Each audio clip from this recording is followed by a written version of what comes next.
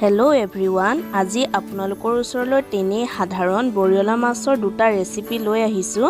এটা খৰিচাৰ সৈতে বৰিয়লা মাছ আৰু আনটো বৰিয়লা মাছৰ চাটনি।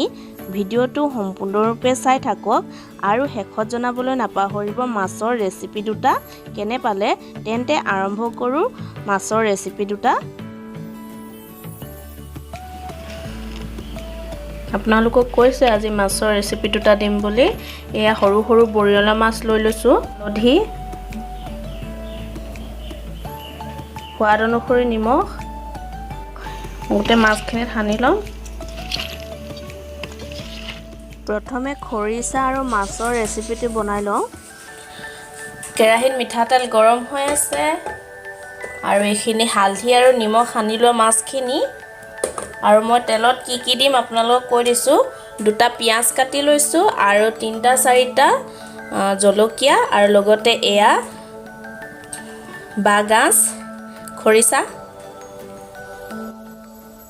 কাটি লোৱা পিঁয়াজ দুটা তেলতে দি দিছোঁ আৰু অলপ সময় ভাজি ল'ম। হালধি আৰু নিমখ আন্দাজমতে দি দিম, যিহেতু মাছত হালধি আৰু নিমখ দি মঠি থোৱা আছিল।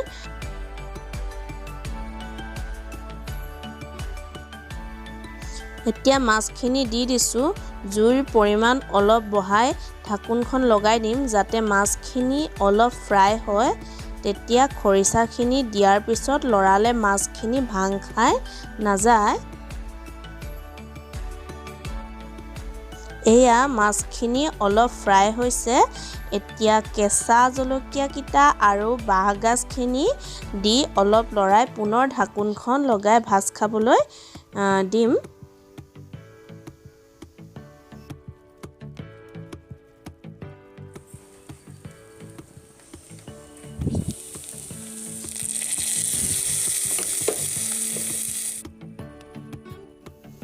এইখিনি ৰেডি হ'লগৈ। এতিয়া মাছৰ আন এটা ৰেচিপি মানে মাছৰ চাটনিৰ কাৰণে যোগাৰ কৰোঁ আহক।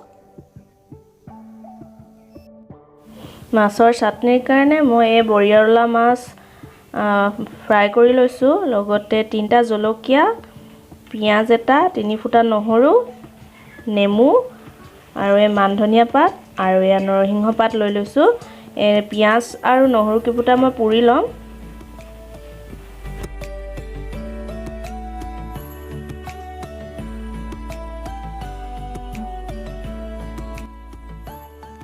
মিক্সিৰ বাতিটোতে ভাজি ৰখা মাছকেইটা দি দিছোঁ। অলপ ডাঙৰ হ'লে কাঁইট আঁতৰাই ল'ব আৰু যোগাৰ কৰি লোৱা গোটেইকেইটা বস্তু দি দিছোঁ আৰু লগতে সোৱাদ অনুসৰি নিমখো দিছোঁ। এতিয়া মই গ্ৰাইণ্ড কৰি ল'ম গোটেইখিনি বস্তু।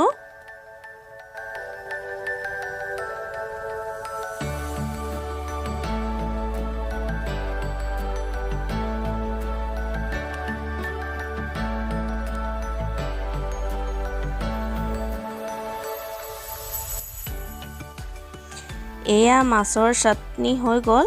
মই বেছি মিহি কৰা নাই। আপোনালোকে যদি বেছি মিহি বিচাৰে তেন্তে কৰি ল'ব পাৰে। খোৱাৰ আগে আগে 2-3 টোপাল কেঁচা মিঠাতেল আৰু লগতে নেমু ৰস অলপ দি খাব পাৰিব।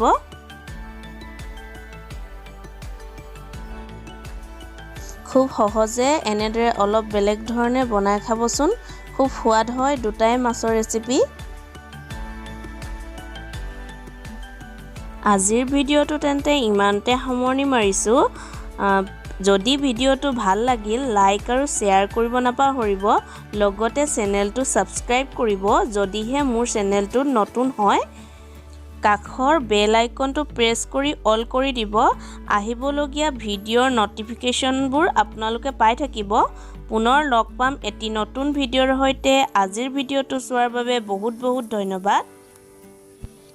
আজিৰ ভিডিঅ'টো ইমানতে সামৰণি মাৰিছোঁ। Bye bye.